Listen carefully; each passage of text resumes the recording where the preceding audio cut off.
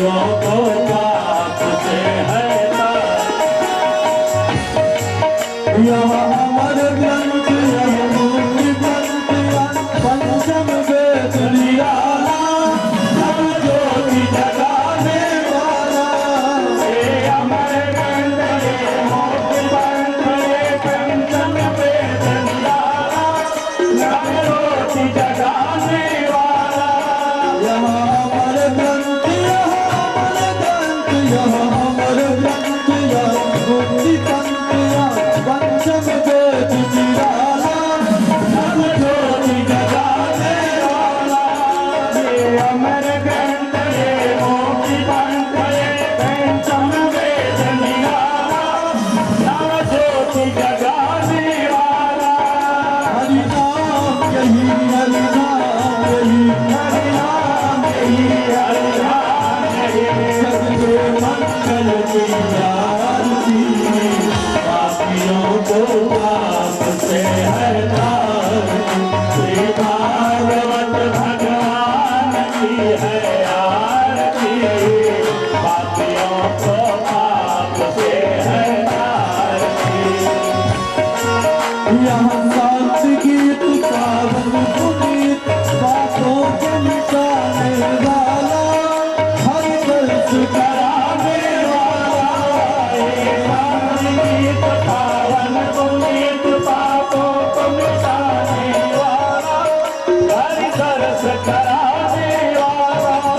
यह शांत गीत पावन पुनीत पापों को मिटाने वाला हरि दर्श कराने वाला। ये संगीत पावन पुनीत पापों को मिटाने वाला हरि दर्श कराने वाला। यह सुख करनी यह दुख हरनी यह सुख करनी यह दुख हरनी मधुसूदन की आरती। पापियों को पाप से हटा। श्री भागवत भगवान की है आरती। पापियों को पाप से हटा। श्री भागवत भगवान की है आरती। पापियों को पाप से हटा। यह मधुर बोल भगवंत खोल सन्मार्ग बताने वाला बिगड़ी को बनाने वाला। ये मधुर बोल मधुरंत बोल सतमार्ग बताने वाला बिगड़ी को बढ़ाने वाला। यह मधुर बोल यह मधुर बोल यह मधुर बोल भगवंत बोल सतमार्ग बताने वाला बिगड़ी को बढ़ाने वाला। श्री राम यही घनश्याम श्री राम यही घनश्याम यही श्री राम यही घनश्याम यही श्री राम यही घनश्याम यही प्रभु के महिमा की आरती। पापियों को पाप से हटा। श्री भागवत भगवान की है आरती। पापियों को पाप से हटा। श्री भागवत भगवान की है आरती। पापियों को पाप से हटा। गौरम करुणावतारम संसारसारम भुजगेन्द्रहारम प्रसादसंगम हृदयारविन्दे नमः भवानी सहितं त्वमेव नाथा जगता त्वमेव त्वमेव गङ्गो तस्मा त्वमेव त्वमेव विद्या जगता त्वमेव त्वमेव सर्वं मम देव देव। गुरुर्ब्रह्मा गुरुर्विष्णु गुरुर्देवो महेश्वरः गुरुर्साक्षात् परब्रह्म तस्मै श्री गुरुवे नमः। तस्मै श्री गुरुवे नमः। तस्मै श्री गुरुवे नमः।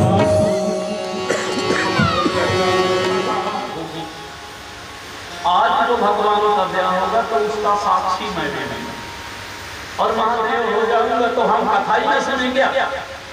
हमारे जीवन की सार्थकता तो कभी है ना जब हम हमारे जीवन में परीक्षित बने। कहते हैं कि या तो हम श्री राम के समय में पहुंच जाएं और या तो श्री राम जी को अपने समय में ले आए, तो हमें जीवन का आनंद मिलेगा।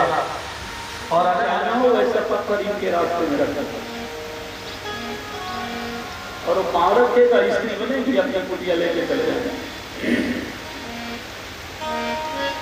जब भगवान श्री राघव ने देखा तो चिंतित हो गए कि मेरा अवतार तो धर्म की रक्षा के लिए हुआ था। अब अगर ये संत जिस उम्र में साधु बनना चाहिए उस उम्र में ब्याह करेंगे तो समाज कहाँ जाएगा, देश कहाँ जाएगा, सभ्यता कहाँ जाएगी। तो उन्होंने सीता जी को फटकारा, बोले इसीलिए कह रहा था जंगल में चल कर।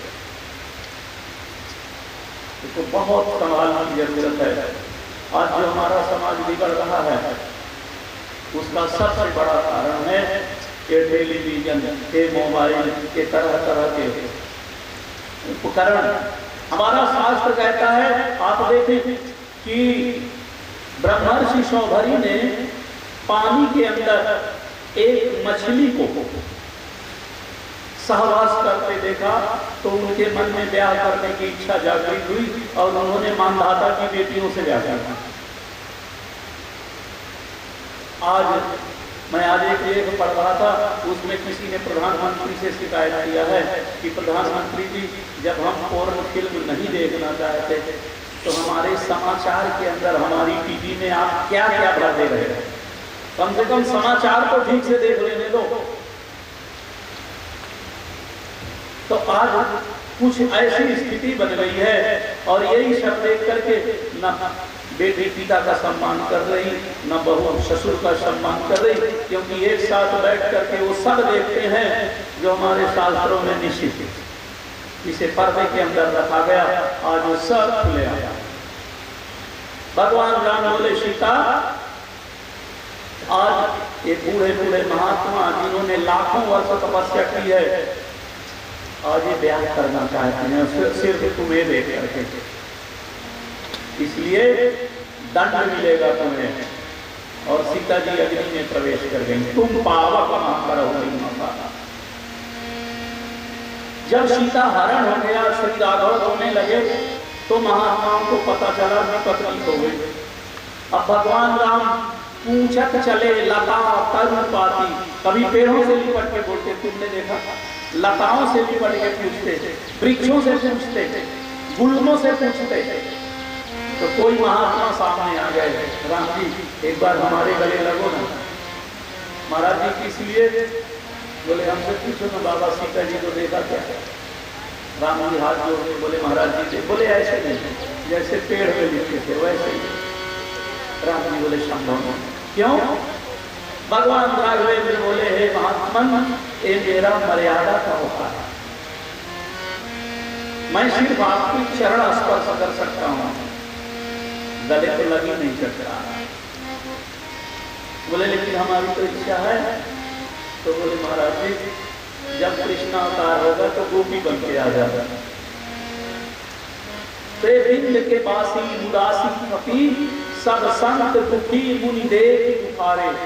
ये विंध्याचल से लेकर के दंडकारण्य तक के जितने महात्मा थे ये भी सब गोपी बन करके श्री वृंदावन धाम में आए हैं, 84 कोस में आए हुए।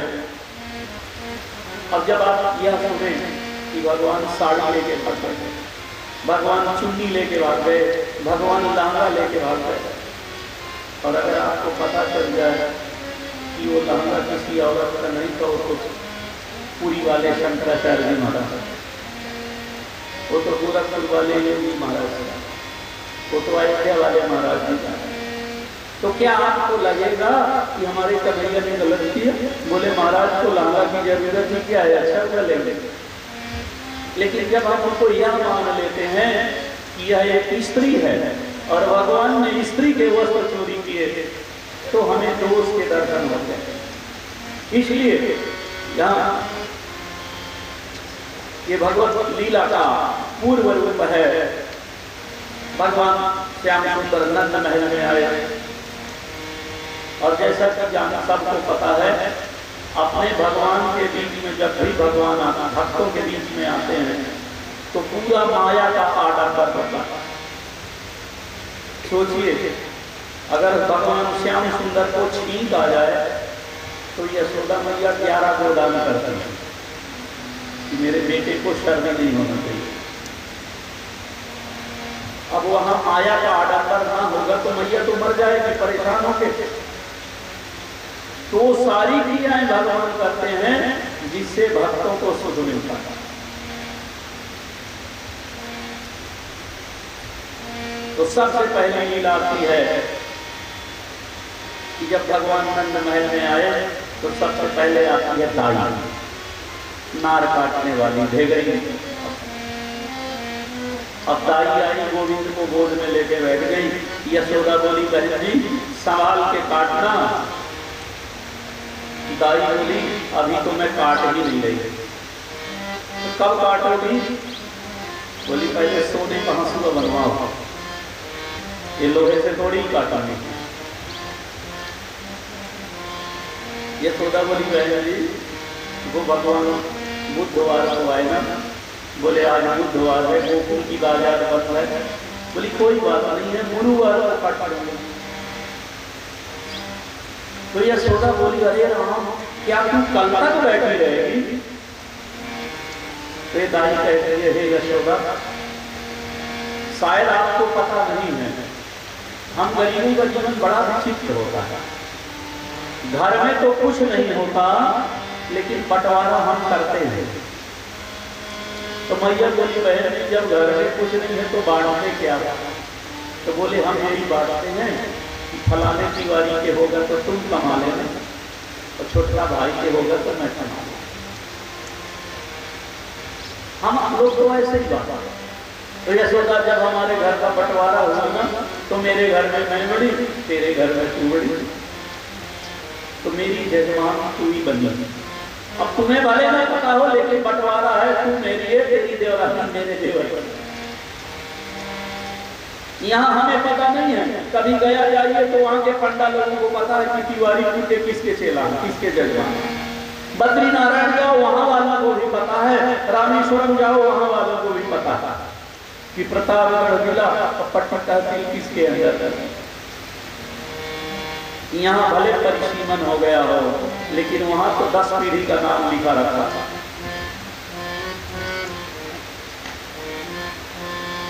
तो दाई बोली यशोदा जब आप मेरे हिस्से में आई ना तो मेरी देवरानी ने कहा कि दीदी जाके मेरी जजमानी में कमा लो।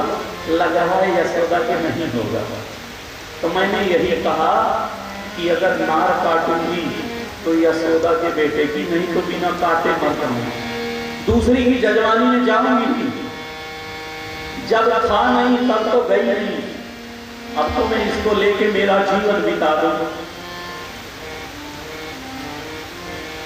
अभी स्पेशल रात में दुकान खुलवा दी गई और सुना आधा जग रहा था आधा सो रहा था।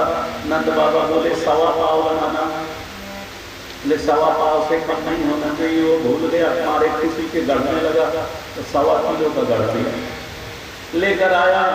बोली मैया 1.25 किलो की बन गई। बोली कोई बात नहीं। और जब दाई माँ ने नारायण के नार में हाथ लगाया तो ब्रह्मलोक का बैठा ब्रह्मा रोने लगा और कहता है धन्य है गोकुल की दाई, तेरे भाग्य की कितनी बड़ाई करूं। जब मेरा जन्म हुआ था ना तो इस नार को पकड़ के पूरे 10,000 साल मैं पानी में खींचता रहा कि ये लंबी कितनी है, लेकिन मुझे इसका अंत नहीं मिला। और अंततः घबरा के मैं कमल के फूल के ऊपर ही आके बैठ गया और जोर जोर से रोने लगा। तो जिस नारायण की नाभि का अंत ब्रह्मा को नहीं मिला, आज उसी नाभि को मूल से एक गोकुल की दाई काट रही। ब्रह्मा जी कहते हैं धन्य है तेरे भाग कि आज तू अपने नारायण की नाभि का कीर्तन कर रही है। और ये जो गोपियां हैं ये आ गई है सज धज करके, दरवाजा खटखटा रही है, खोलो, लेकिन दरवाजा खुल नहीं रहा क्योंकि दाई में अंतर है। तो गोस्वामी जी लिखे ये गरी आने लगी, जो बाहर है वो गाली देने लगे कि दाई है हर जाई, श्याम का नारा न काटे, दाई है जाई श्याम का नारा न काटे,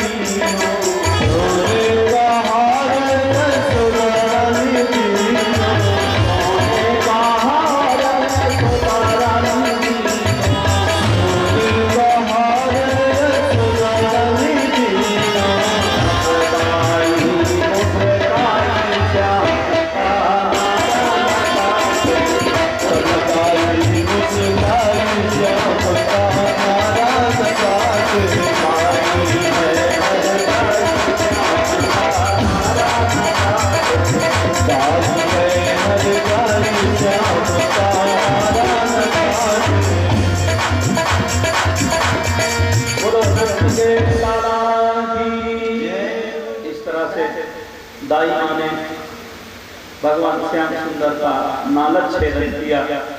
ये सारी गोपियां आकर के गोविंद को आशीर्वाद दे रहे थे और आशीर्वाद जो है ना द्वयार्थक है।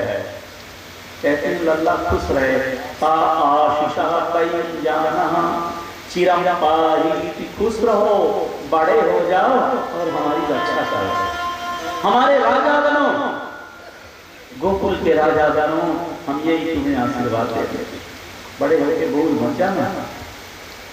इस तरह से एक गोपियां आशीर्वाद दे रही हैं और कोई किसी को हल्दी लगा रही है, कोई किसी को चंदन लगा रही है और कोई तो माखन ही उठा करके पूरे मुंह में मल देती है। नंद बाबा आज बड़े खुश हैं। नंदा स्वात्म उत्पन्न जाता लाभो मना महामना। देखिए यहाँ पर सुखदेव जी कहते हैं स्व आत्मा, अपने पुत्र के जन्म पर नंद बाबा प्रसन्न है, क्योंकि ब्रह्मर्षि गर्गाचार्य जी ने पहले ही कहा कि नंद के घर में जोड़ा बच्चे आए, एक बेटा एक बेटी। वो तो वसुदेव जी का बेटा इसी में समा गया, दोनों एक हो गए। आहुति विप्राण वेद ज्ञान स्नाता सुचिर अलंकृता। ब्राह्मणों को बुलवाया, वैदिकों को बुलाया। देखो हमारे शास्त्र कहते हैं कि ब्राह्मण 3 तरह के होते हैं, सूत, मागध और बंदी। सूता पौराणिका होता, जो ब्राह्मणों की सूत संज्ञा है वो ब्राह्मण कहलाते हैं, जो पुराणों की कथा कहते हैं, चाहे वो राम कथा कहे, चाहे वो भागवत कथा कहे, चाहे वो देवी कथा कहे, चाहे शिव पुराण की कथा कहे, चाहे वो सत्यनारायण की कथा कहे, ऐसे ब्राह्मण कहलाते हैं सूत। मागधा जो शादी ब्याह कराते हैं, जो रुद्राभिषेक कराते हैं, जो कर्मकांड कराते हैं, वो चाहे ब्याह का हो, चाहे जन्म का, चाहे वो मरने का ही जन्म हो, ऐसे ब्राह्मण मागध कहलाते हैं। और तीसरा है बंदी। बोले बंदी वो ब्राह्मण कहलाते हैं जो सबके सुयस को गाते हैं, जिनको बाद में लोग भाट कहने लगे। तो ये 3 तरह के ब्राह्मण होते हैं, उत्तम ब्राह्मण, मध्यम ब्राह्मण और अधम ब्राह्मण। तो उत्तम ब्राह्मण वो है जो भगवान के गुणगान करके अपने जीवन को चलाएं, मध्यम वो है जो पांडित्य वृत्ति करके चलाएं, और अधम वो है जो जाके घर घर स्तुति करें।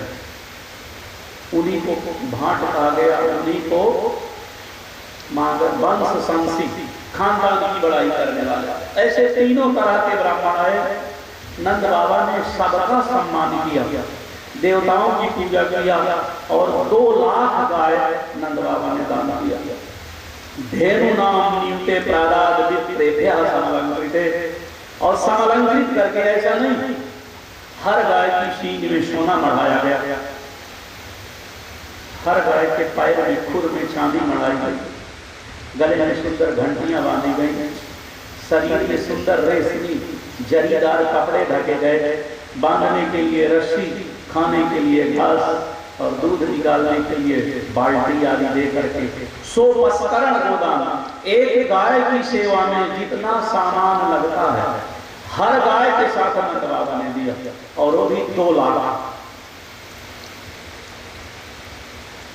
क्योंकि सुखदेव जी कहते हैं कि हे राजन, कुछ चीजें समय से सिद्ध होती हैं, कुछ चीजें दान से सिद्ध होती हैं और कुछ चीजें मान से सिद्ध होती हैं। नंद बाबा ने 3 का स्मरण रखा। कालेन स्नान शौचाभ्याम संस्कारैः तपसे जय। क्योंकि जो हमारा जीवन है ना, ये शरीर तो तपस्या से सिद्ध होगा। ये तो वास्तव में जो गंगा स्नान, ये पंचगति, ये जो बाह्य क्रिया है, अंतर तो क्रिया ये है कि बिन तपते की कर विस्तारा। बिना तपस्या के हमारे शरीर की, हमारे आत्मा की, हमारे मन की शुद्धि हो ही नहीं सकती। इसीलिए कहा हरेर नामयु, हरेर नामयु, हरेर नामयु केवलम कलौ नास्तेयु गतिरन्यथा। इस कलयुग में भगवान के नाम के अलावा और कोई रास्ता है नहीं। और स्नान, गंदगी लगी है, मिट्टी लगी है, उसकी शुद्धि स्नान से हो जाता है। जैसे बरसात का पानी 8 दिन तक पीने लायक नहीं होता, अगर ब्राह्मण के घर में संतान हो जाए तो उसके घर का पानी 12 दिन तक पीने लायक नहीं। तो कुछ चीजें समय से सिद्ध होती और कुछ दान से सिद्ध होती। हमारे धन की शुद्धि दान से ही होती। और एक और है मान। मान से मान लो घर में बड़ा भाई है, बूढ़े पिता हैं, और हमारे घर में बेटे का ब्याह हो, बेटी का ब्याह हो, हम 2000 रुपया ले लें, 4000 रुपया ले लें और जाके बाप की जेब में रख दे। लो बाबूजी तुम भी क्या सोचोगे कि नाती का ब्याह है, तो बाबूजी रो पड़ेंगे। भले ऊपर से ना बोले अच्छा जिंदगी भर में रुपये कमाया, 1000 रुपये दे करके तुम क्या सिद्ध करना चाहते हो? तो फिर क्या करना चाहिए? तो बोले जब घर में कोई शुभ काम होना तो माता पिता गुरु जो भी बड़े हैं ना, दाव के उनके पांव में गिर जाओ, साष्टांग चरणों में लौट जाओ और बस इतने कह दो बाबूजी ये सब आपका आशीर्वाद है। वो गदगद हो जाएंगे। तो बड़े तो मान से ही शुद्ध होते हैं सब जगह। उनको पैसा दे दो, उनको कपड़ा दे दो, उनको भोजन दे दो, वो उतने प्रसन्न नहीं होंगे जितने प्रसन्न तब होंगे जब चरणों में बैठ जाओ, प्रणाम करो और बोलो आज आपका आशीर्वाद फलीभूत हो गया। नंद बाबा पूरे गोकुल में दौड़ दौड़ के जितने बड़े बूढ़े हैं सबको पैरवी करते थे और बोले महाराज ये आप ही का आशीर्वाद है कि आज पत्थर के ऊपर घास उग गई है, आज ऊसर में चंदन का पेड़ हो गया है, नहीं 90 साल में कभी किसी के बेटा हुआ। नंद बाबा सबका मान कर रहे हैं। अचानक नंद शब्द तो है रोहिणी की नहीं। देखो घर के मुखिया का यह भी कर्तव्य है कि वो आनंद में तो रहे, लेकिन इस बात का भी स्मरण रहे कि कहीं घर का कोई सदस्य छूट तो नहीं रहता। कई बार लोग भूल जाते हैं। नंद बाबा ने कहा कि सब हैं, रोहिणी की नहीं दिखाई दे रही, तो पहुंच गए और रोहिणी जी से निवेदन किया देवी यहाँ बैठी हो। अरे बेटा हुआ है, सब नाच रहे हैं, गा रहे हैं, खुश हैं और तुम अकेली यहाँ। जब नंद बाबा ने आग्रह किया तब रोहिणी जी आई, क्योंकि हमारे मनु जी महाराज ने कहा है कि अगर पति साथ में ना हो तो स्त्री को 5 काम नहीं करना चाहिए कि क्रीड़ा, शरीर संस्कार, समाज सब दर्शन, हास्यम परिगृहेया, त्यजेत पोषित भर्तृका। अगर देखो यहाँ भर्ता शब्द का प्रयोग प्रायः पति के लिए हुआ है, लेकिन यहाँ पर एक शब्द और जोड़ रहे हैं मनु जी, पोषित भर्तृका। पोषित भर्ता कई हो सकता है। जैसे जब बेटी माँ बाप के पास होती है तो पिता उसका पालन पोषण करता है तो पोषक कहलाता है।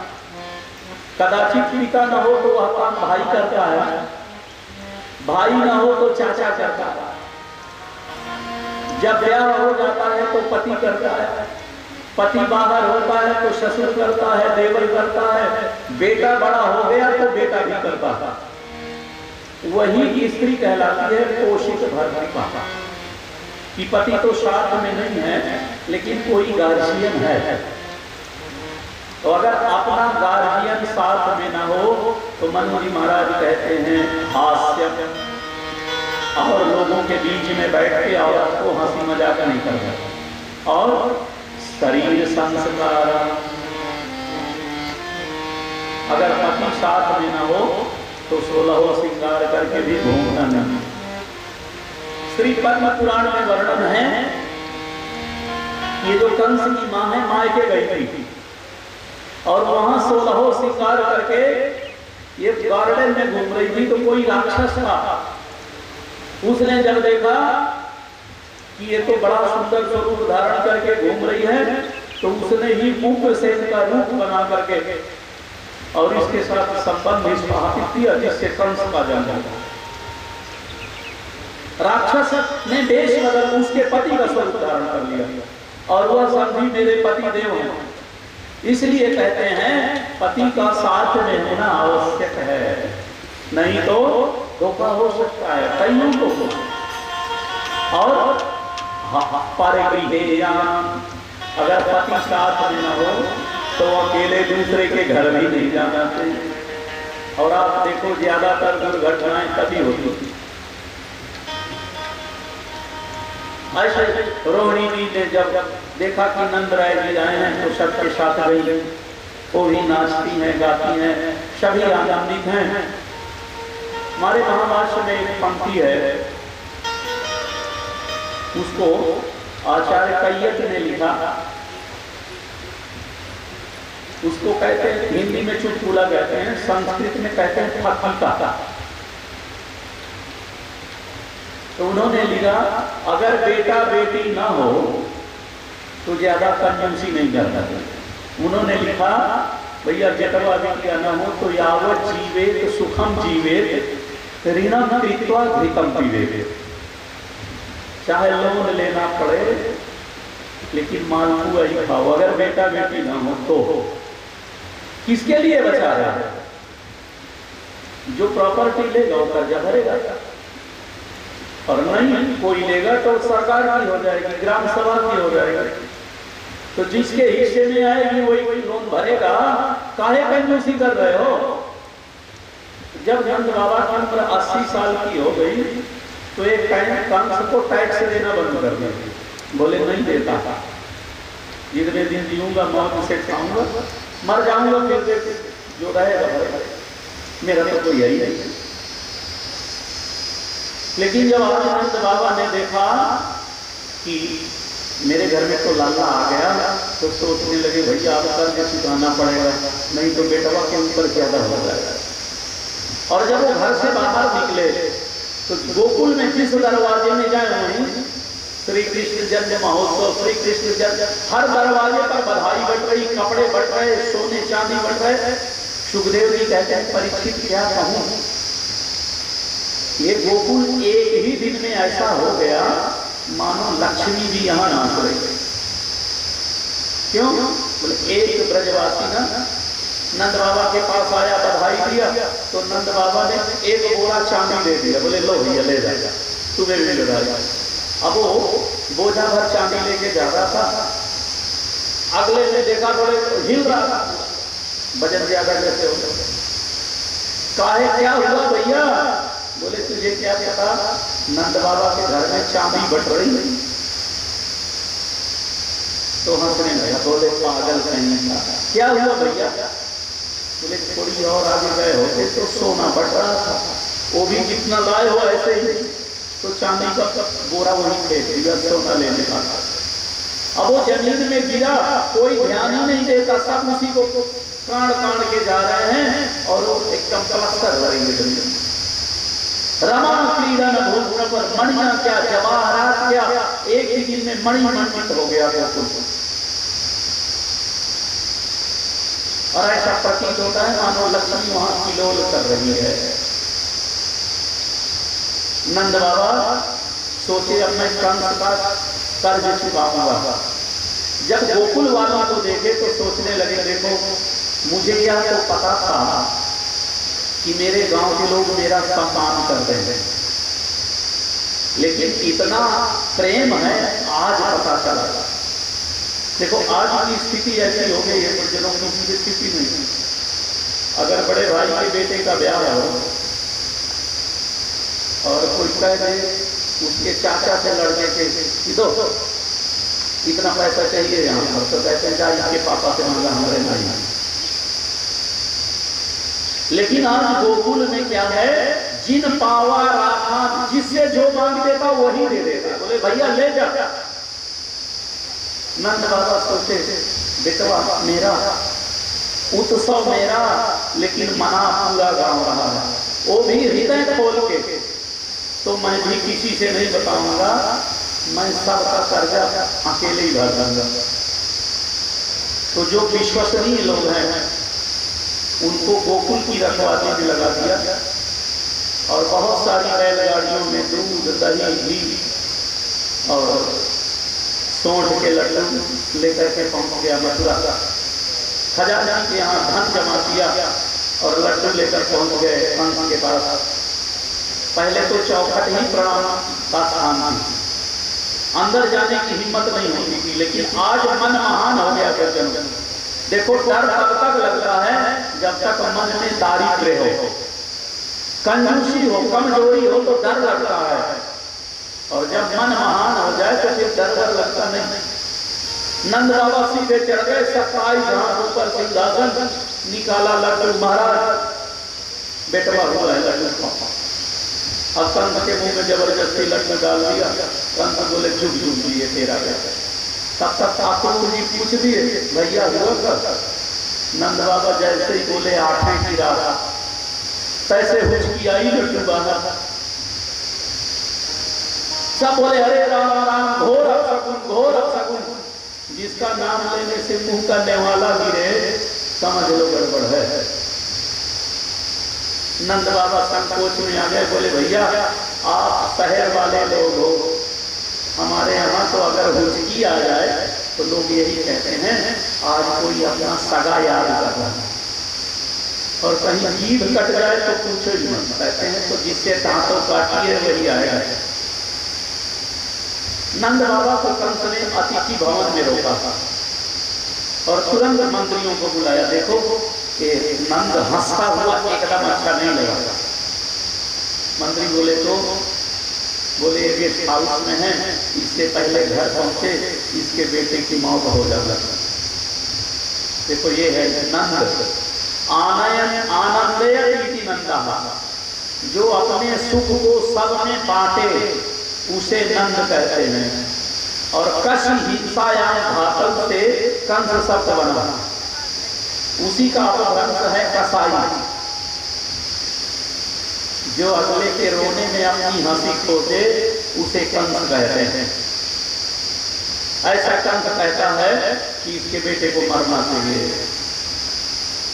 अक्रूर जी ने विरोध किया, बोले महाराज जब से आपने आपके पिताजी को जेल में डाला है तब से पूरी प्रजा विरोध में है, लेकिन बोल नहीं रही। कहते भैया चाहे बाप राजा बने चाहे बेटवा, अगर आप नंद बाबा को छेड़ोगे ना तो सारी प्रजा विरोध में आ जाएगी, और प्रजा विरोध में आ जाए तो कोई कुछ नहीं कर सकता। मारोगे तो राजा किस पर करोगे?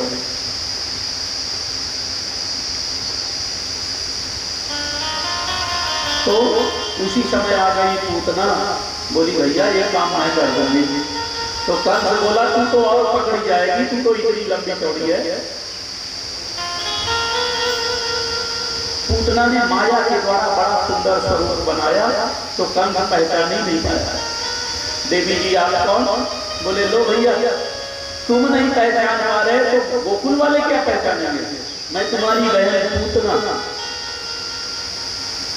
और इधर वसुदेव जी महाराज के पास नंद बाबा गए, वो गेस्ट हाउस में नहीं मिले। वसुदेव जी बेहोश पड़े थे। जैसे किसी ने बताया वसुदेव जी आपके भाई साहब आए हैं, नंद बाबा आए हैं। तम दृष्ट्वा सहसोत्थाय देह प्राण विनागतम प्रीतिम प्रियतमं दोर्भ्याम सस्वजे प्रेम विह्वला। सुखदेव जी कहते हैं जैसे ही पता चला कि नंद बाबा आए हैं, जैसे मरे हुए शरीर को प्राण आ जाए, संचार वायु आ जाए, वसुदेव जी भैया भैया कह के दौड़ पड़े और दोर्भ्याम दोनों हाथों से ना नंद बाबा को पकड़ के लिपट गए। और इतने आंसू बहे ना कि दोनों भाई भीग गए। वसुदेव जी ने बड़े प्रेम से आसन दिया, दोनों आसन में बैठ गए। इधर उधर की चर्चाएं बहुत हुई, लेकिन नंद बाबा ने एक बार भी नहीं कहा कि बेटे का जन्म हुआ है। तो वसुदेव जी भी सोचते हैं कि मैं भी नहीं बताऊंगा कि मेरा बेटा मर गया है। और वास्तव में हम लोगों को इस बात का ध्यान रखना चाहिए। कई बार क्या होता है ना, किसी के घर में बच्चा पैदा हो जाए, बधाई हो, बेटवा का ब्याह हो रहा हो ना, तो अपने ही परिवार में कोई पापी मौसी आएगी, रोने लगे। अरे क्यों रो रही हो? तो बोले तुम्हारे बेटवा के तो साल है घर में नाती हो गया, हमारे तो 5 साल से रही गई। वो वहीं रोना चालू कर देते। हमारा शास्त्र कहता है, ये नंद बाबा का चरित्र, बसदेव जी का चरित्र यही सिखाता है कि रही मन निज मन की व्यथा, मन में राखो, सुनी अखिल है लोग सब, बांट लगी है को। ध्यान रखना चाहिए कि जो हमारा सुख है, हमारा दुख है, कहीं अगले के कष्ट के लिए कष्टकारी तो नहीं। नंद बाबा सोचे बताऊंगा तो इसे कष्ट होगा, बसदेव जी सोचे मैं बताऊंगा तो इन्हें कष्ट होगा, इसलिए किसी ने बात नहीं की। अंततः बसदेव जी बोले भैया इतने कंजूस क्यों हो गए? नंद बाबा बोले क्यों? मैं और कंजूस? बोले कंजूस नहीं तो क्या, बेटवा हुआ लड्डू नहीं खिलाया। अरे लड्डू खिलाना तो दूर, बधाई भी नहीं दिया। बधाई क्या, तुमने तो बताया भी नहीं कि बेटवा हुआ। तो नंद बाबा रोने लगे। नंद बाबा रो के कहते अरे वसुदेव कैसे कहूँ, अहो ते देवकी पुत्रा कंसेन बहवो हता, एकावशिष्टा वरजा कन्या सापि दिवंगता। यहाँ नंद बाबा कहते हैं ते देवकी, तुम्हारी देवकी। श्री गर्गाचार्य महाराज ने लिखा कि यशोदा मैया का भी नाम देवकी है। आप देखें ना तो वृंदावन में एक गोपियां कई बार भगवान कृष्ण को देवकी नंदन कहकर पुकारती हैं और डांटती हैं, ए देवकी नंदन तू क्यों परेशान करता? तो बहुत आचार्य इसका अर्थ करते हैं कि इन गोपियों को भी पता था कि ये देवकी का बेटा था, लेकिन ऐसी बात नहीं है। यशोदा मैया का भी नाम देवकी है। जब एक घर में 2 देवकी हो गई, अब इनके पिता तो एक ही है, माँ 2 है, तो यशोदा मैया का भी नाम देवकी और देवकी मैया का भी नाम देवकी। तो समस्या हो गई कि कहीं इसको बुलाएं वो आ जाए, उसको बुलाएं वो आ जाए। तो घर में चर्चा हुई तो यशोदा बोली नहीं, मेरा मायके का एक नाम यशोदा भी है। तो घर के लोग तो यशोदा कहने लगे, लेकिन गांव वाली को क्या पता कि इनके घर में कौन सा समझौता हुआ। इसीलिए गोपियां कभी कभी भगवान श्याम सुंदर को वृंदावन में भी देवकी नंदन कहकर संबोधित करते हैं। आज नंद बाबा भी यही कह रहे हैं, तुम्हारी देवकी के, मेरी देवकी वाला कहता है, ते देवकी पुत्रा कंसेन बहवो हतः, तुम्हारी देवकी के कितने बच्चों को कंस ने मार डाला। एक बेटी बची थी, उसको भी पांव पकड़ के फेंक दिया, पता ही नहीं चला कहां गई।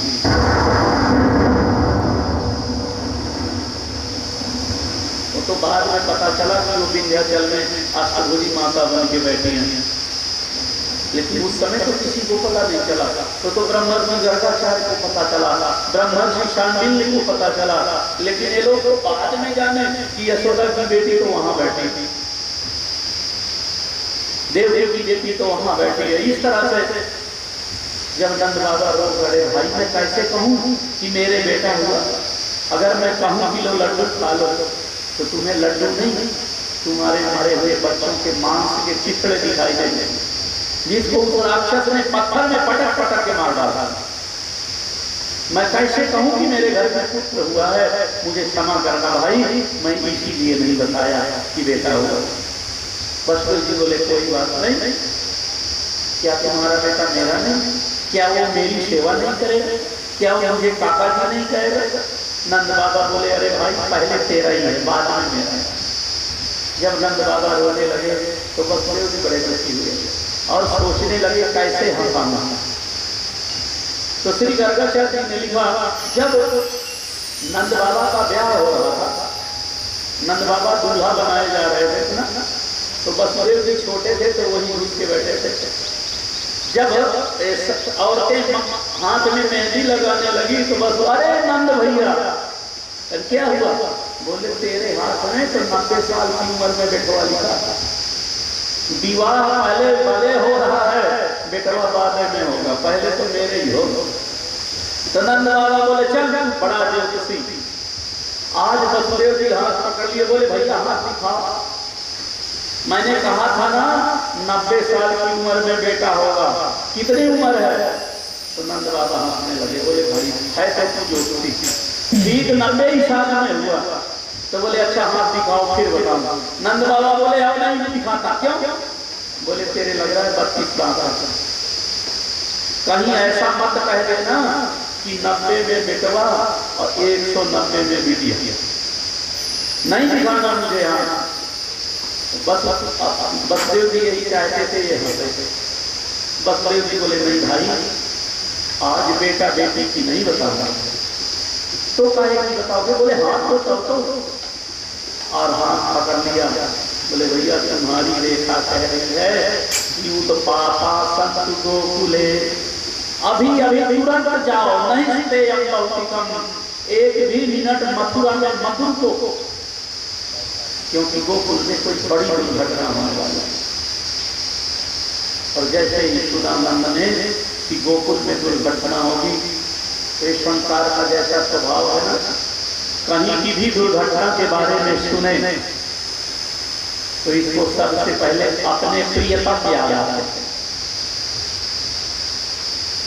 कि हमारा दिल्ली में कुछ हो जाए, बोले हमारे घर का भी एक लड़का रहता है, फोन करो पता करो ठीक है कि नहीं, बम्बई में हो जाकर पता करो वो ठीक है कि नहीं। जैसे ही वसुदेव जी बोले गोकुल में उत्पात होगा, तो नंद बाबा कहते हैं हे भगवान, उत्पात चाहे कितना बड़ा हो, मेरे कन्हैया को बचाना। और भगवान का नाम लेते हुए चल दिए, श्रीमन नारायण नारायण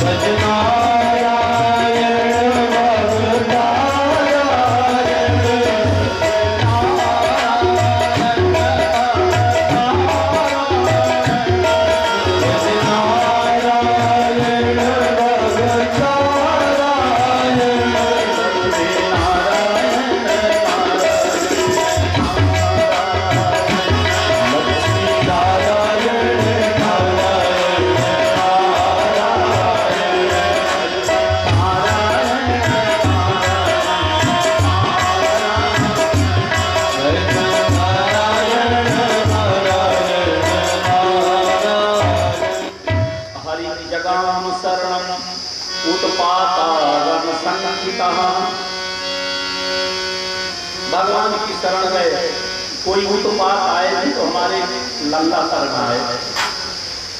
अब नंद बाबा को तो 25 किलोमीटर की दूरी तय करना है, वो भी पैदल, और पूतना जा रही है आकाश मार्ग से। साथे चल एक दो पेट पूतना नंद गोकुलम, ये पूतना आकाश मार्ग से जा रही है। पियोषित्वा माययातमां प्राक्षत कामचारिणी, इसने माया के द्वारा अपना सुंदर स्वरूप बनाया। और सुखदेव जी महाराज ने 2 श्लोकों में पूतना की सुंदरता का वर्णन, कितनी सुंदर लग रही है पूतना। सुखदेव जी कहते हैं ताम केश डबल डबल सिंगार, जैसे आजकल की हमारी बहनें बेटियां ना यहाँ यहाँ ऐसे पूतना नहीं कर रहा, ये बहुत पूतना मॉडल है पहले। और व्यतिशक्त मल्लिका, जो औरतें जूड़ा बांधती है ना, वो हेयर बैंड नहीं लगाता, लेकिन पूतना जूड़ा भी बांध रखती है, हेयर बैंड नहीं लगा रखती। क्यों? तो बोले हेयर बैंड से चोटी तक लड़ी जो लगाना है फूलों की, खूब तंदुरुस्त है। और एकदम गोल्डन कलर की साड़ी पहने, सोने की गर्दन है, क्रीम पाउडर तो बहुत लगाइए फिर भी काला है, और सोने के झुमके ना मटक मटक के चलती है। तो सुखदेव जी कहते हैं ऐसा लगता है बादलों के बीच में बिजली कौन है। ऐसे कितना गोकुल में पहुंची, उसके हाथ में अति सुगंधित कमल का फूल है। कोई ब्रजवासी मिलता है तो मुस्कुरा के बात करते हैं, और जब बात करने लगते हैं तो कमल का फूल ले रखी है, अमन से भोज करे रही, बड़ा ही सुगंधित कमल है। तो आपने तो सुनती है, सामने जो आता है उसकी ओर लीजिए लीजिए आप भी सुनिए। ऐसा मालूम होता है उस फूल में मोहनी। मैं एक बार दिल्ली गया था, तो वहाँ इस्कॉन मंदिर है। तो हमारे जो शिष्य हैं वो बोले गुरुजी आप इस्कॉन जा तो रहे हो, लेकिन अगर इस्कॉन वाले आपको कमल का फूल सुनाए तो मत सुनना। हमने कहा क्यों भैया? बोले वो पूतना वाले से भी पता था। हमने कहा उसमें ऐसा क्या है? बोले जो उसको सुनता है नाचने लगता, और मैं नहीं चाहता कि आप भी नाचो। और वो सही वहां पता नहीं उसमें क्या है, जिसको सुंगा देते हो पूरा हरे रामा करने लगते, बहुत नाचते। आप देखो कभी तो वैसा नाच कोई और नाच नहीं पाता। तो सारी गोपियां आपस में चर्चा करती हैं, ये है कौन? एक बोली कहीं की राजकुमारी लग रही, बोले राजकुमारी नहीं, ये तो महारानी है, माथे में सिंदूर नहीं देते, एक कहीं की महारानी है। दूसरी गोपी बोले मुझे तो लग रहा है ये बैकुंठ से आया है, ये लक्ष्मी के अलावा दूसरी हो ही नहीं सकती। बोले लक्ष्मी यहाँ क्यों आएगी? बोले अपने घर में जो लल्ला आया है ना, वो भी कोई साधारण थोड़ी है, नारायण ही तो है। तो जहाँ नारायण रहेंगे लक्ष्मी वहीं आएगी ना। इसलिए कहते हैं गोप्या श्री आदृष्ट निवागतम पति। एक गोपियां कहते हैं निश्चित लक्ष्मी ही है, आज अपने पति परमेश्वर का दर्शन करने आई है। पूतना नंद महल में पहुंची, यशोदा जी से बड़ा लंबा चौड़ा परिचय दिया और पूछती है कि तुम्हारा बेटा कहाँ है? यशोदा ने बताया सो रहा। कितनी देर से? बोले यही कोई 2-3 घंटे हो गए। अरे राम, 2-3 दिन का बच्चा और 2-3 घंटे से सो रहा? अरे उसका मुंह सूख जाएगा, वो मर जाएगा, उसको जमुहा पकड़ लेगा। यशोदा बोली अरे बहन शुभ शुभ बोल। बोले शुभ ही बोल रही हूँ, मुझे पता था तो बूढ़ी हो गई है, दिमाग काम नहीं करता, इसीलिए आई हूँ।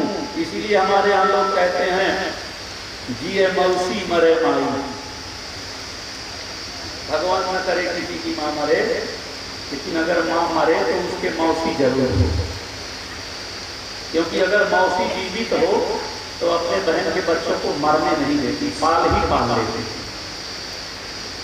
इसीलिए मैं आई हूं कि तुझे तो बच्चे पालने आता नहीं, बूढ़ी हो गई है, जा दूध पिला। और जैसे यशोदा बोली बोली बैठो, क्यों अब तू नहीं सीखेगा क्या? तो पूतना बोली देख मुझे ब्रह्मा जी ने वरदान दिया है, मैंने बड़ी तपस्या की है, जिस बच्चे को मैं दूध पिला दूं उसे नजर नहीं लगता, उसे टोना नहीं लगता, उसे भूत प्रेत ही नहीं पकड़ सकते। तो यशोदा बोली बहन तब तो जरूर पिला दे, क्योंकि ये है तो पूरा सालिग्राम है ना। अगर काजल लगाती हूँ तो काजल सफेद दिखता, लेकिन नजर बहुत लगती है, और नजर लगती है सज्जन, एक यथार्थ है, नजर लगती है, और सबसे ज्यादा नजर लगाती है माँ। और गाली देगी पड़ोसन को, ऐसी जब से फलाना क्या दुल्हन आई तब से हमारे बेटा रोजे बीमार था। अरे आपका बेटा है तो सबसे ज्यादा तो आप ही प्रेम करोगे ना।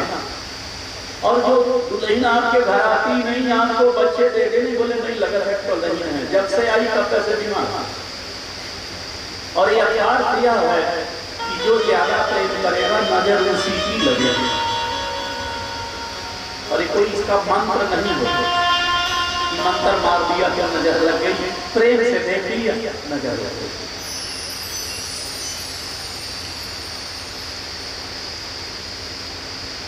यशोदा मिर्चा के पिला है तो पूरा काला, लेकिन एक पाव मिर्चा शाम को रोज लगता है, पूरा घर छींकता है, इसको कुछ होता ही नहीं। और यही प्रमाण है, छींक लाए तो समझ लो नजर लगती है।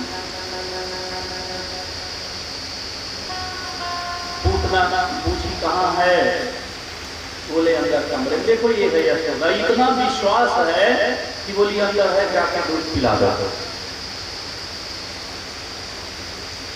और जैसे पुतला पंक्ति भगवान ने आंख बंद कर लिया।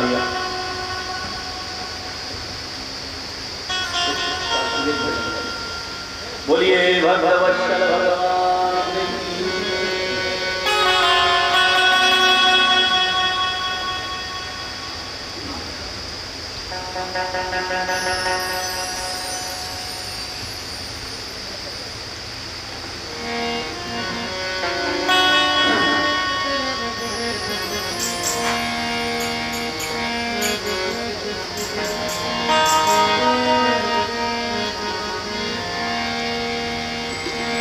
बोलिए वृंदावन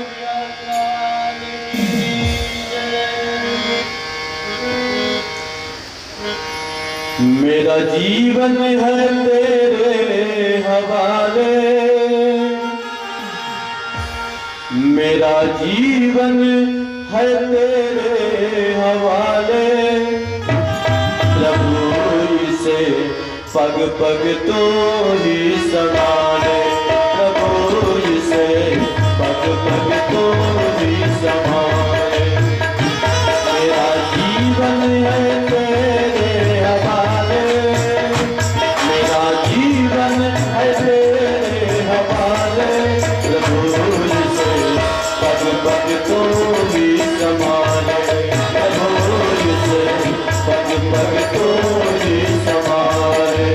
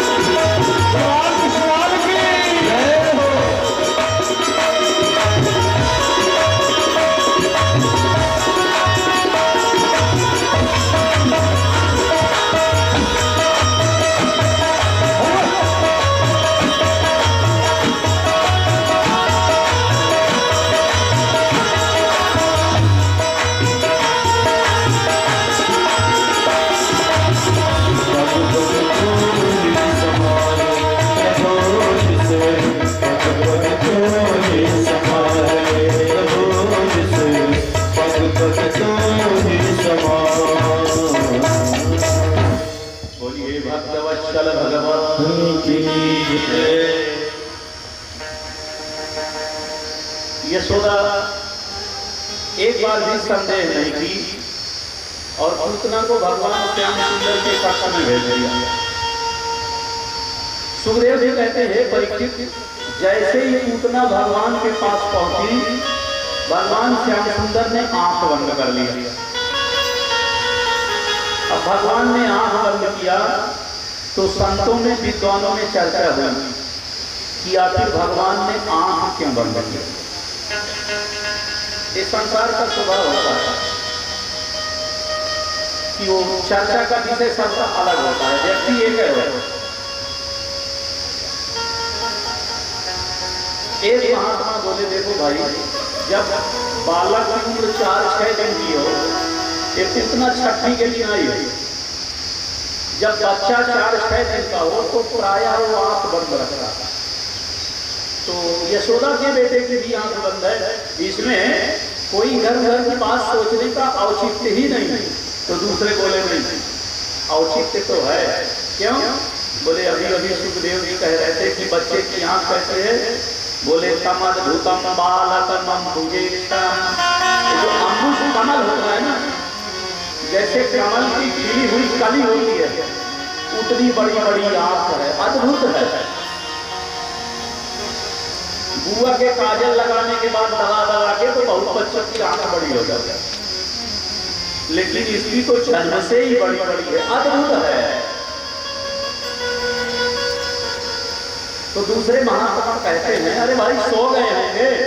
बोले सोए नहीं है। क्यों? देखो, जब नैसर्गिक रूप से नेत्र बंद होते हैं ना, कोई व्यक्ति सो जाए, आप देखो तो उसकी आंख बंद होगी तो उसमें सिलवटें नहीं पड़ेंगी, तो आंख प्लेन दिखेगी। लेकिन जब जबरदस्ती बंद करेगा तो उसमें सिकुड़न आ जाएगा। श्याम सुंदर की आंखों में सिकुड़न है। तो बोले क्यों है? एक संत कहते हैं इसका कारण यही है, प्रीतिर नयन योग कहा।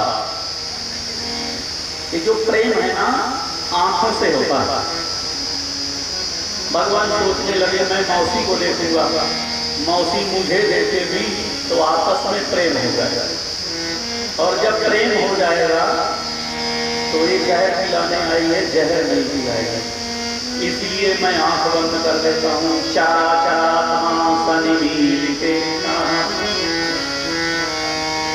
एक दूसरे शब्द हैं, वो तुरंत बोले हम आपसे सहमत नहीं। क्यों? बोले है कौन? अरे ये वही नारायण है, आज बालक बन करके आए हुए हैं। जब एक जवान थे, बद्री नारायण में तपस्या कर रहे थे, तो इनको मोहित करने के लिए 16,100 अप्सराएं इंद्र ने भेजा। जब भगवान नर और नारायण युवा थे, और प्रायः युवा अवस्था में और साथ में स्त्री हो, तो प्रेम होने का भय रहता है, हो ही हो जाता है। तो जब युवा अवस्था में भगवान नारायण को इससे प्रेम नहीं हुआ, तो 6 दिन की उम्र में हो जाएगा, और कहाँ वो स्वर्ग की अप्सराएं और कहाँ ये राक्षसी, संभव ही नहीं है। तो बोले अगर संभव नहीं है तो बताओ आंख क्यों बंद किया? तो दूसरे संत कहते हैं कि देखो भाई, मुझे तो लग रहा है भगवान समझ गए कि ये जहर लेके आया। तो बोले भगवान ने आंख इसलिए बंद कर लिया। देखो जो 50 साल के ऊपर वाले होंगे ना, उनको याद होगा कि पुराने जमाने की माताएं जन्म घुट्टी कैसे बनाती। पहले सोन को घिसती थी, फिर छोहारा घिसती थी, फिर काली मिर्च घिसती थी, तब उसमें या तो अपना दूध या तो गैया का दूध मिला के बच्चे को खिलाती थी। आजकल तो बड़ा बढ़िया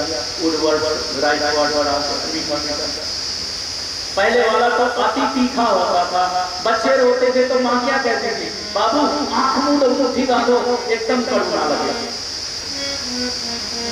तो भगवान कृष्ण मानो बोले मौसी पिला दे। मैया ने इतना तो सिखाई दिया है कि कड़वा चीज आंख बंद करके पियो तो कड़वा नहीं लगती। इसलिए भगवान ने चरात्मा प्रभु ने सिर्फ इसलिए आंख बंद की क्योंकि जहर कड़वा था। तो दूसरे संत बोले अरे जहर की धरती से तो पैदा हुआ, जिसने ये पूरे ब्रह्मांड को बनाया उसके लिए क्या मीठा क्या कड़वा। तो बोले फिर आंख को बंद किया। तो बोले हमारे उपनिषदों में लिखा है कि भगवान के दो नेत्र हैं, जो दिन में मरते हैं वो सूर्य लोक होकर के भगवत धाम जाता है, जो रात में मरते हैं वो चंद्र लोकों के जाता है। आज भगवान की दोनों आंखें बंद हैं, मानो सूरज और चंद्रमा कहते हैं हम अपने दरवाजे से निकलने नहीं देंगे। इसीलिए इसीलिए भगवान की आंखें बंद हो गई, क्योंकि सूरज और चंद्रमा ने अपने दरवाजे बंद कर लिए। एक महात्मा और थे, बोले सूरज और चंद्रमा है कौन? कौन है? बोले सूरज चंद्रमा। बोले नहीं, भागवत के तीसरे स्कंद में लिखा हुआ है कि सूर्य तपति मद भयात्, ये सूर्य चंद्र शीतलता में आती, सूर्य तपति मद भयात्, ये चंद्रमा में शीतलता ऐसे ही नहीं है। भगवान नारायण कहते हैं मेरा भय है, ये बादल बरसते हैं, ये इंद्र का वो नहीं है, वहां मेरा आदेश है। और सूर्य में जो ऊष्मा है वह भी मेरा आदेश है। तो एक नौकर की इतनी औकात तो हो ही नहीं सकती कि मालिक कहते हैं गेट खोलो फिर वो बंद कर दो। तो बोले आंख को बंद किया ना। एक संत कहते हैं देखो पूत माने होता है बेटवा और ना माने नहीं। बोले देखो जिसको देखने से बच्चा मर जाए उसे ही कहते हैं पूतना, और इसीलिए इसका नाम है, असली नाम तो इसका है बकी। ये बकासुर की बहन है, इसका नाम है बकी। सुखदेव जी कहते अहो बकी काल, इसका पूतना नाम तो तब पड़ा जब इसको देख के डर के मारे बच्चे मर जाने लगे, तो लोग कहने लगे पूतना नाम। तो बोले भगवान बोले कि मौसी मरे वो जो तुम्हें देखे हम तो देखने नहीं करेंगे, हम तो आंख बंद किए हैं तो कैसे मरेंगे। इसीलिए भगवान ने आंख बंद किया। तो दूसरे संत कहते हैं अरे भगवान किससे डरने वाले हैं, वो तो काल के भी काल है, भगवान को पूतना से डर लग ही नहीं सकता। तो बोले फिर भी हम आंख बंद किया। तो दूसरे महात्मा कहते हैं देखो पूत माने होता है पवित्र और ना माने नहीं। भगवान कहते हैं जिनका संकल्प अपवित्र होता है हम उसकी ओर देखते ही, इसीलिए भगवान ने आंख बंद कर लिया। तो दूसरे संत कहते हैं हम आपसे सहमत नहीं। क्या? बोले क्योंकि शास्त्र कहता है और हमारे भगवान ने टिप टिप घोष के कहा है कि सदै मुख हो जीवन ही जाए, सन्मुख होय जीवन ही जाए,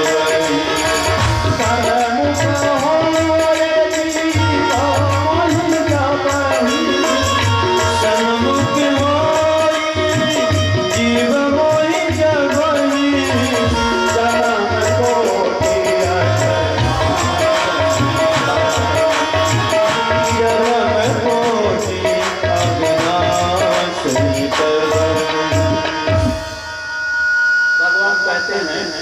जब कोई जीव मेरे सामने आता है तो उसके करोड़ जन्म के पाप तत्काल नष्ट हो जाता है। तो अगर पूतना पापनी थी भी तो भगवान के सामने आते ही पवित्र हो गए। आखिर बंद क्यों किया? तो श्री वामन पुराण में एक कथा थी है, जब भगवान का 52 अवतार हुआ और इनका जनेऊ हुआ। जनेऊ में नियम है जो भीख मिले गुरु को देना है। उस दिन जब बच्चे का यज्ञोपवीत होता है इसलिए हमने कहा भाई जो बच्चे को देना है वो भीख में मत डालना, अलग दे देना, क्योंकि जो भिक्षा में दोगे वो एकमात्र गुरु का होता है, अगर आप लोगे तो पाप लगेगा। भिक्षा में पूर्ण अधिकार आचार्य का होता है। 52 भगवान भिक्षा पाए लाके गुरु जी को दिए तो बृहस्पति हंसने लगे। 52 भगवान बोले गुरु जी हंस पाए रहे हैं, टोटल दे रहा हूँ, इसमें से कुछ भी चुराया नहीं। बृहस्पति जी बोले बेटा मुझे पता है तूने कुछ नहीं लिया, लेकिन ये कम है। भगवान बोले अब जजमान ने कम दिया तो क्या करें भाई, भिखारी बांट तो नहीं रख सकता ना कि इतना ही देना पड़ेगा। तो भिखारी का तो स्वभाव होता है जो दे उसका भी भला, जो ना दे उसका भी भला। बृहस्पति जी बोले सही बात है, लेकिन तेरे जैसे चेले रोज थोड़ी मिलते हैं। कभी जीवन में पहले, मुझे तो पहली बार मिला। तो भगवान बोले तो बोले तेरे जैसे चेले से मुझे तीनों लोग चाहिए। तो भगवान बोले गुरु जी तो बताओ ना, कोई ऐसा सेठ, कोई ऐसा महाजन, कोई ऐसा राजा महाराजा हो जिसके अंदर में तीनों लोग हो, मैं वही चला जाऊं। कहते लोग बोले चले जाओ दक्षिण भारत में, गुजरात में, जो वर्तमान में भरूच नाम की जगह है, यही यज्ञशाला बना था। और वहां पर नर्मदा जी उत्तर वाहिनी हो गई, उत्तर से बहने लगी। बोले वहां दानवराज बलि यज्ञ कर रहा है, उसने प्रतिज्ञा किया है जो ब्राह्मण जो मांगेगा दूंगा। वहीं चले जाओ, तीनों लोग मांग लेंगे। ऐसे मत मांगना, पहले कसम दबा देंगे। जब वो 3 बार कह दे दूंगा दूंगा दूंगा तभी मांगना। अब छोटे से बामन भगवान छत्ता लिए, कमंडल लिए, भिक्षा पात्र लिए पहुंच गए नर्मदा जी के तट पर। ब्राह्मणों की नजर पड़ गई। एक ने कहा ऐस आया सविता, देखो सूर्य नारायण आ रहे हैं।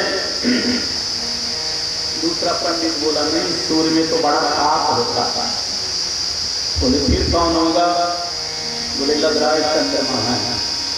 बोले नहीं, चंद्रमा में तो कलंक है, कि चंद्रमा नहीं हो सकता। बोले फिर कौन है? बोले लग रहा है अग्नि है। तब तक शुक्राचार्य बोले पंडितों चुपचाप मंत्र जपो, पूजा करो, क्या इधर उधर देख रहे हो? तो ब्राह्मणों ने कहा गुरुदेव आप भी देखो ना कौन है। भगवान का श्रृंगार हो गया है, उनको लाके यहाँ बैठा। बोलो भक्तवत्सल भगवान की।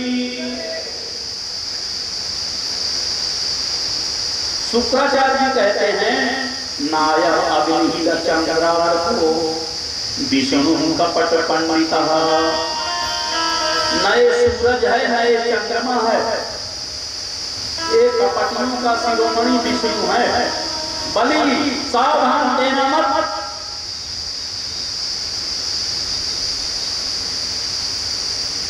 एक ही नजर में पहचान गए भगवान यज्ञशाला में आए। बलि ने चरण धुला, बड़ी सेवा किया।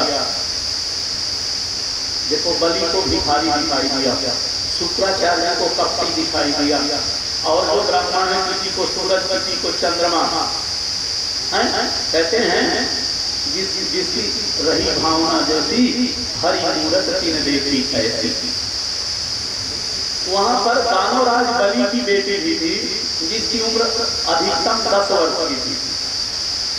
जब उसने बामन भगवान को देखा तो उसका दृष्टिकोण ही एकदम अलग है। तो कहीं देखो तो कितना प्यारा बच्चा, सूर्य जैसे छोटी सी नाना, बटुई जैसे गोल गोल घास, कमान जैसे भाव, बरसने वाले बादलों जैसे घुंघराले केस, संत जैसा लंबा गला,